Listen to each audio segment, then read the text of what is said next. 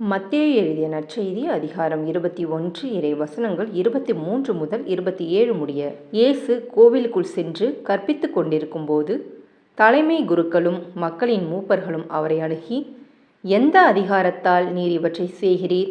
இந்த அதிகாரத்தை உமக்கு கொடுத்தவர் யார் என்று கேட்டார்கள். இயேசு அவர்களுக்கு மறுமொழியாக, நானும் உங்களிடம் ஒரு கேள்வி கேட்கிறேன். நீங்கள் அதற்கு மறுமொழி கூறினால், எந்த அதிகாரத்தால் இவற்றை செய்கிறேன் என்பதை நானும் உங்களுக்கு சொல்வேன். யோவானுக்கு திருமுழுக்கு அளிக்கும் அதிகாரம் எங்கிருந்து வந்தது?